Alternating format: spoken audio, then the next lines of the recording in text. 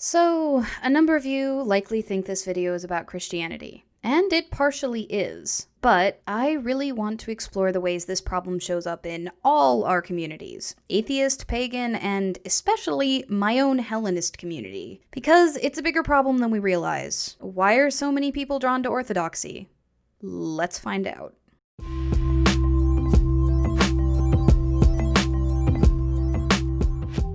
Kairete. Orthodoxy is best known in the Abrahamic faiths, and because a lot of us came from there, we'll start with them. Most people know that the majority of Christian and Muslim branches in particular have strong leanings towards Orthodoxy, and many of us have felt the pressure from family and friends to return to the beliefs of our upbringing due to the perpetual threat of eternal punishment if we don't. It's a powerful compulsion that often takes years for those of us who deconvert to shake off. Orthodoxy stems from the words ortho and doxa, which means correct and opinion or thought, respectively. Right thinking.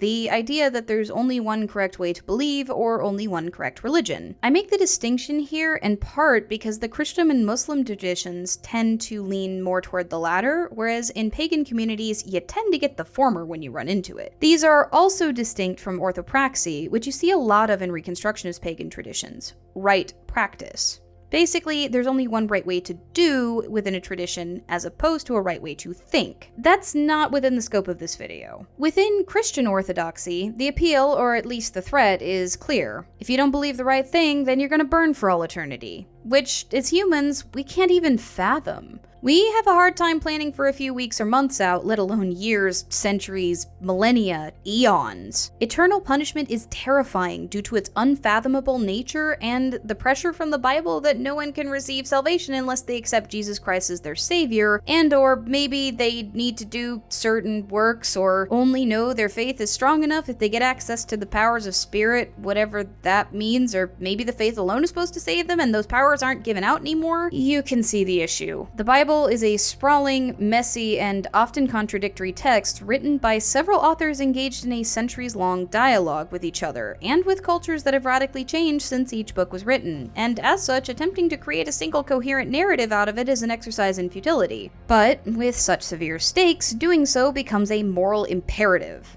as does getting the interpretation right. Faith versus works as a perpetual debate was in part born of this. And the hundreds of denominations we see across countries shows how wide the disagreement can run. But, according to the doctrine of eternal punishment, only one of them can be right, and the one that's right is the only ticket to heaven. This puts a literal apocalyptic weight on matters of belief, because the paired doctrine of revelation and the eventual destruction of the earth and potential recreation of it means this could happen in any lifetime. I mean, we've been waiting for over 2,000 years, but you never know. It could be tomorrow. There are so many different systems that have been used to predict the date, from Bible codes to modern prophets, and even if it hasn't happened yet, if anything ever happens that make them look like they were right, the faithful will feel their vindication, or so they believe. But there's an extra psychological layer under all the apocalyptic damnation weight, because much as folks who enjoy conspiracy theories get to feel special and chosen for knowledge they believe isn't available to the majority, evangelical Christianity gives that same feeling. The Christians are the chosen few, and even the most humble person who believes this, even if it's masked in the language of grace and lack of worthiness, will still pick up a slight sense of superiority. A sense that only grows with the drive to convert others, to save them from this horrendous, supposed eternal fate. Much like a conspiracy believer feels a drive to get the quote-unquote truth out, so too Christians feel the need to proselytize. I already covered the problems with proselytization in a video a while back, so I'm not going to get too deep into it here. However, the reason I bring it up is this obsession with capital T truth with apocalyptic stakes doesn't just go away when you deconvert, as I talked about in my video on anti-theism. It sticks to you, like skunk spray, but worse, because unlike skunk spray, we don't exactly have a psychological instinct that tells us that this is an attitude problem. Speaking of the video on anti-theism, this is a major problem in the atheist community as well. Wars are fought in comment sections, in videos and video responses, on Twitter, and in message boards over objective and subjective morality, local versus global atheism, whether or not agnosticism counts as atheism, over which figureheads are worthy of veneration. People have been exiled from the atheist community as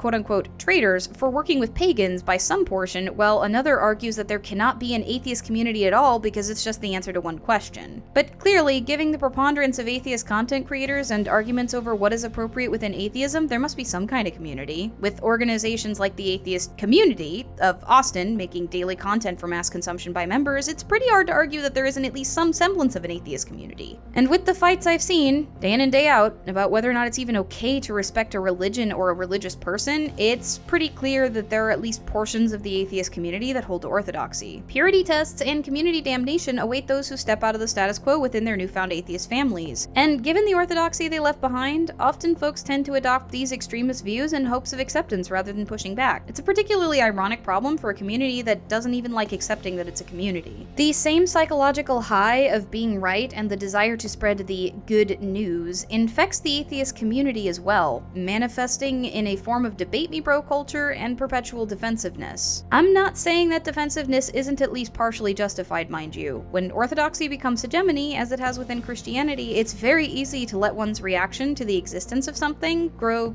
overblown. But with systems like street epistemology operating quite similarly to evangelical door-knocking, yet espousing that the formulae applied somehow is still closer to critical thinking, the line gets blurry pretty fast. Which brings us to pagans and where our problems lie. While I know a lot of people see issues between the Reconstructionist community and the eclectic community, or those who attempt to revive an ancient religion using historical practice versus those who honor the ancient gods using practices that you feel correct to them, I think that the divide between these communities is wider than I can bridge in a video like this, in part because these debates tend to be orthopraxic rather than orthodoxic, and in part because as a Reconstructionist I know my viewpoint on the matter is going to be naturally biased. Instead, I'd like to focus on the way we tend to fight with one another over what a real quote-unquote pagan is, and then go into some of the problems of orthodoxy within my own umbrella religion, Hellenism. Because boy, do we have some skeletons in our closet. Part of the reason I started my channel was to combat orthodoxy in my own religion, but we'll get there. The general orthodoxy I see within pagan circles is the belief that atheopagans cannot and should not exist. What is an atheopagan? It depends on who you ask. Most see the gods as some form of Jungian archetype, while others manipulate cognitive dissonance to practice a form of magic that I'll be honest when I say I don't fully understand. There's also a prevailing belief that certain beliefs, such as those I just outlined, or the idea that deities could somehow form from worship alone, are automatically offensive to the gods. I hate to burst your bubble, but we don't know what's offensive to the gods. As Platonists will point out, we don't even know if the gods get offended. I know that I have talked about miasma and agos on this channel before, so it might seem a bit hypocritical of me to say this, but hear me out. We only have our experience to go on when it comes to interaction with divine beings. Even if we rely on history, we're relying on the consensus experience of an ancient culture. This can be as stifling as it is security granting, and we don't know how many of these cultural religions would have evolved and changed if they hadn't been wiped out by Christianity. What we do know is that they did evolve and change over the time that they existed.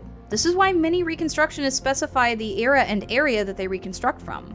Because geographical distance could change practice with the same entities and stories told about them, let alone the expanse of time. As I mentioned at the end of my video on magic, we don't know what spectrum of belief and interaction the gods will tolerate, and that should be okay. We can speak from our own perspectives and discuss the differences between us without judging and disrespecting one another in the process. It's possible to disagree and respect and accept one another fully. For most of us, eternal damnation isn't at stake even if it feels like it. I'm gonna caveat that this doesn't mean don't directly criticize harmful practices in woo. If someone claims that you don't have to go get cancer treatment because a bag of crystals and a prayer will heal you, or if they pull something like the fake guru of Satanism did and try to push people to sacrifice other humans, or promise a cure for COVID in the form of a spell, then it's a good idea to fight those ideas and purge them from the community. I know, for example, a lot of people have a lot of resentment for atheopagans because of the fact that a number of them have outright attacked those of us who believe in literal gods. But I'd like you, before you get up in arms in a comment section or a Discord thread, ask yourself what kind of harm you think the idea does. Are you upset because people could genuinely get hurt, or because you think the other person is wrong?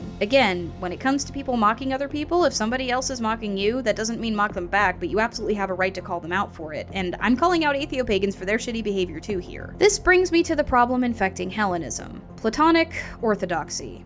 I started my channel in part because of this issue. I'm going to caveat that I don't think Platonism on its own is harmful entirely, but I do think the way the ideas have been weaponized in the community definitely is. I have friends who have received death threats over espousing non-Platonic ideas, and many in my Discord have talked about being banned from Hellenic spaces for not agreeing with Platonism. Some forms of Platonism, like the kind found in Julian Hellenism, create an inherent hierarchy that privileges Platonic budding philosophers over other souls and take the sense of entitlement we talked about from Christianity to expand upon it tenfold. When people in my community sling accusations of hubris at one another over things like the simple belief that one can have a relationship with the gods as opposed to relations, which I'll argue as a Reconstructionist does have a strong basis in history, it hurts to watch. Because what makes us any better than Christians if our own members are tossing each other out over purity testing in a philosophy? One of the tenets of Neoplatonism is rebirth and the potential after a short punishment to retry and find the truth in a new life. What makes the evangelical Platonists in these communities believe that attacking and purity testing other Hellenists is going to bring them any closer to the Platonism anyhow, or to the gods for that matter? As brilliant as the thinkers in the academy were, there had been and would always be those who disagree with them. And one of the freeing parts of paganism, and indeed atheism for that matter, is that the apocalyptic weight of being wrong should be lifted. Yet here we find ourselves still fighting over the sorts of battles that many of us fled from as ex-Christians, perpetually needing to justify our own praxis and existence to one another, or hesitant to even share our practices and beliefs for fear of being judged. It's one thing to challenge the logic or consistency of an axiom or belief, it's entirely another to shut someone down because you disagree. There isn't one true path in Hellenism, or in general as far as we know. Like I said at the end of my video on magic, all any of us have to prove our experience with the gods is the experience itself. Same with our ancestors of faith. History only carries authority because it carried a form of consensus, but that consensus can stifle as much as protect. As somebody in my Discord astutely put it, VPG is just SPG with dead people. And I'm sick of watching our community do to each other what the Christians do to us from the outside. It's dumb and people need to cut it out. For anyone wondering about my personal position, I'll sum it up as this.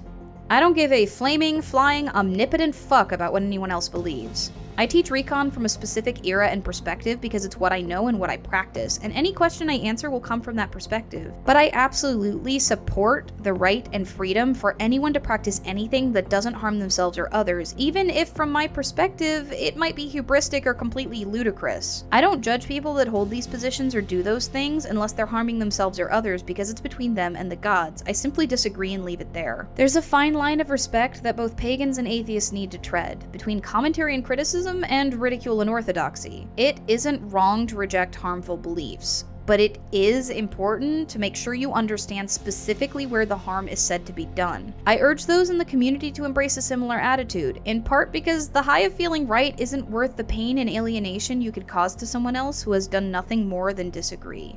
Thank you all for sticking through that. If you're new here and you found something to think about, evangelize the subscribe button and demand the like convert alongside it.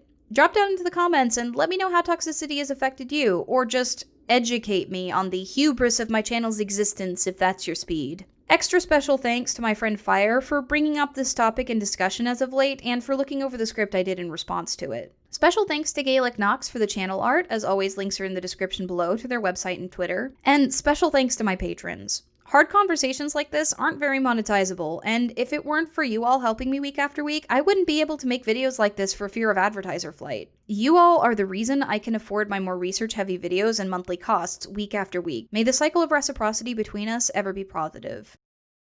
And remember, we're stronger together.